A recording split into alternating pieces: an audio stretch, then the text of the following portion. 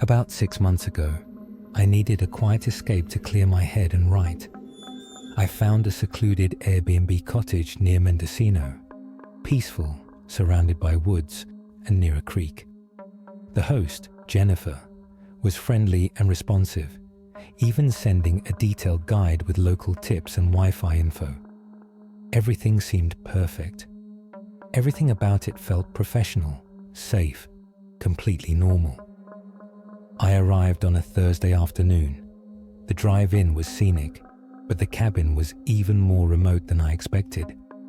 It sat on a gravel road with only one other house visible through the trees, maybe a few 100 feet away. The property had a porch, a small fire pit out back, and an older wooden fence that bordered the yard. Inside, the cabin was clean, but a little dated.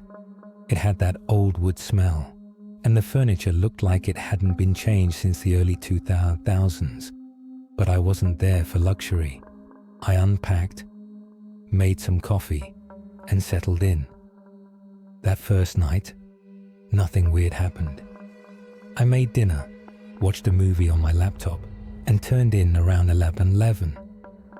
The second day is when weird things started to happen.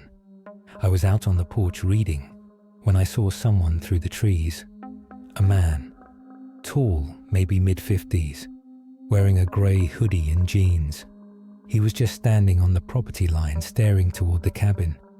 I raised my hand and gave a little wave. He didn't wave back. He just turned and walked back toward the other house. That should have been my first red flag, but I brushed it off.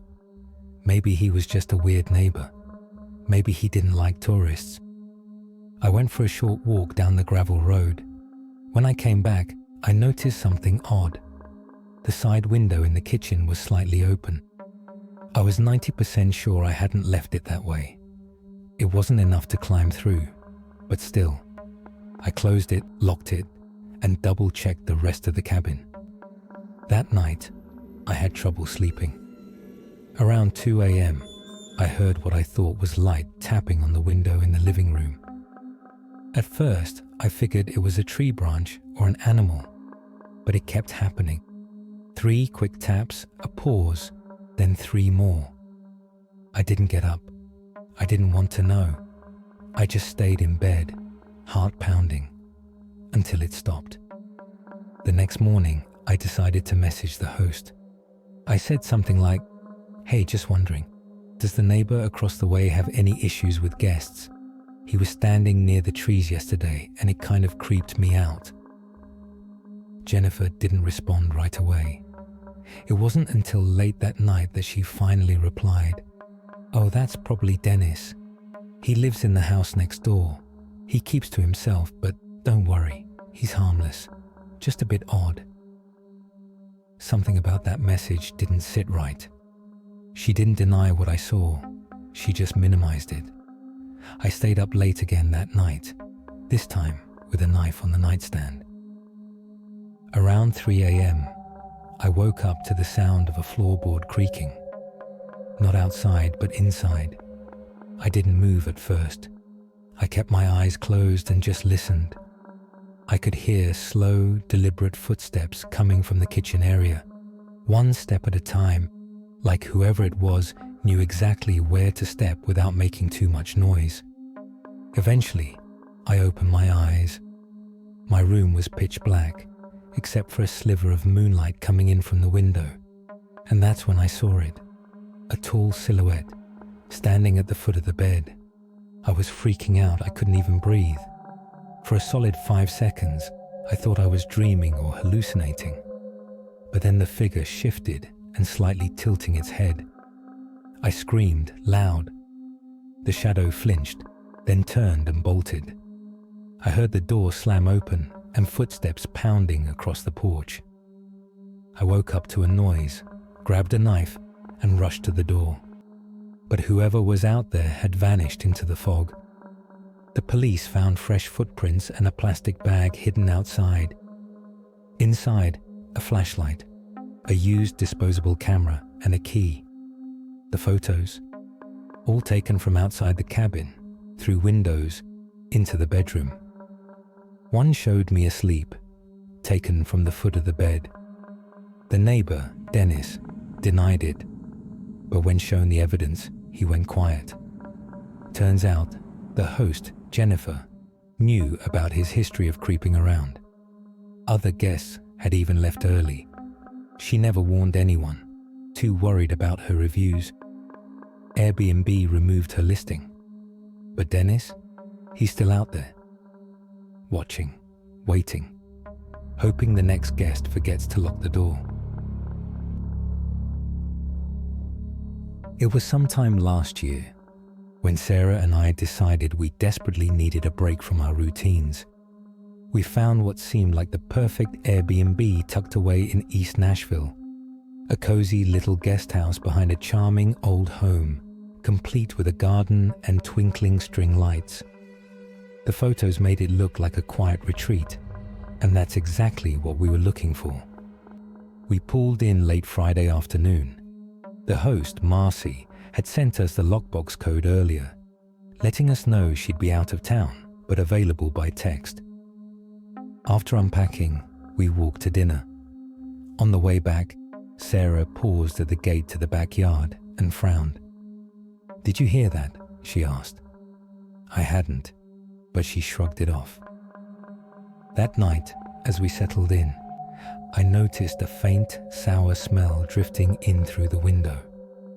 I figured it was just city air or maybe garbage from a neighbor's bin. The next morning, we made coffee and sat on the patio. The garden was pretty, but a patch of dirt near the fence looked out of place, darker, looser, and uneven compared to the rest of the yard. Sarah pointed it out, joking. "Looks like someone buried treasure back there." I laughed, but the joke didn't land. The smell from last night was stronger, almost metallic, but I told myself it was probably fertilizer. We spent the day exploring Nashville. When we got back that evening, the air felt heavier, the guest house stuffy despite the open windows. Sarah said she felt watched, and at one point, she closed the curtains, saying, "I just got the weirdest chill." I tried to brush it off, but I couldn't shake the feeling that something was off. The silence of the neighborhood was almost oppressive, broken only by the occasional creak from the old wooden fence. That night, I woke up around 2 a.m. to a soft thump outside. I peered through the blinds, but saw nothing except the garden, bathed in moonlight. The patch of dirt seemed even larger in the shadows. I lay awake, listening, remembering how Marcy had been so insistent about not needing anything, and how quickly she'd responded to our text. The next morning, the smell was overwhelming. Sarah gagged when she stepped outside. "That's not normal," she said. "It smells like something died." I agreed, and we decided to let Marcy know. She replied right away, apologizing and saying maybe a raccoon had crawled under the porch. She promised to send someone after we left. As we packed, I kept glancing at the garden. The patch of dirt almost seemed to be calling to me. I remembered Sarah's joke about buried treasure and felt a cold knot in my stomach. Without really thinking, I grabbed a stick and poked at the soil. It sank in easily, the ground soft and damp. I dug a little, and my stick caught on something. That's when I saw it, a piece of fabric, stained and dirty, sticking out of the ground. My heart started pounding. I pulled at the fabric, and the dirt fell away, revealing what looked like a human arm, pale and mottled. I stumbled back, my brain refusing to process what I was seeing. I called for Sarah, and she came running. When she saw what I'd found, she screamed and started crying. I grabbed my phone and called 911, barely able to get the words out. Police arrived within minutes. They cordoned off the property, asked us questions, and started digging. We watched, numb, as they uncovered a woman's body wrapped in a blanket, buried in that patch of dirt Sarah had joked about. The rest of that day unraveled in a haze. Blaring sirens, yellow police tape flapping in the breeze, the flash of cameras and murmurs of reporters. We gave our statements, then left town, rattled and hollow. It wasn't until days later that we found out the truth. The body was a woman who had gone missing 2 weeks prior. Marcy's listing disappeared overnight. So did she. I still wake up in cold sweats thinking about that weekend. The unnatural chill in the room, the faint iron-like smell in the air, the patch of soil in the garden that seemed to widen under the moonlight. We've never booked another Airbnb since. Last year, I booked a quiet Airbnb cabin in upstate New York to get away and recharge. It had great reviews, secluded, cozy, with a fireplace and Wi-Fi. The host, Dan, messaged me on check-in day about a recent plumbing issue. He said it was fixed, but a maintenance guy might stop by to double-check. He promised it'd be quick. I didn't think much of it and told him it was fine. I arrived around noon on Friday. The cabin was clean, a little colder than expected, but comfortable. I unpacked, made some coffee, and by early evening, I was just stretched out on the couch scrolling through my phone. Around 6 p.m., there was a knock at the door. When I opened it, there was a man standing there in dark jeans, a black zip-up jacket, and holding a small tool bag. No uniform, no badge. He didn't really look like a contractor. He was maybe in his 40s, with scruffy facial hair, and he smelled like cigarette smoke. "Hey, you the guest?" he asked, looking over my shoulder into the cabin. I nodded. He introduced himself as Rick and said Dan sent him to double-check the pipes in the bathroom. Again, I didn't question it. I let him in. Right away, something felt off. He didn't head straight for the bathroom. He paused in the living room, looked around slowly, then walked through the kitchen kind of aimlessly. He wasn't rude, just casual, too casual. When he finally made his way to the bathroom, I noticed he left his tool bag in the living room. He came out a few minutes later, said everything looked fine, and then asked a weird question. "You here alone?" I hesitated and told him my girlfriend would be arriving the next day. That wasn't true, but something in me felt like I needed to say it. He nodded slowly, then chuckled and said, "Nice. Place like this, perfect for couples, huh?" He lingered a bit after that, pretended to check the fireplace even though he didn't do anything, asked if I was planning to go hiking, even commented on my camera sitting on the table.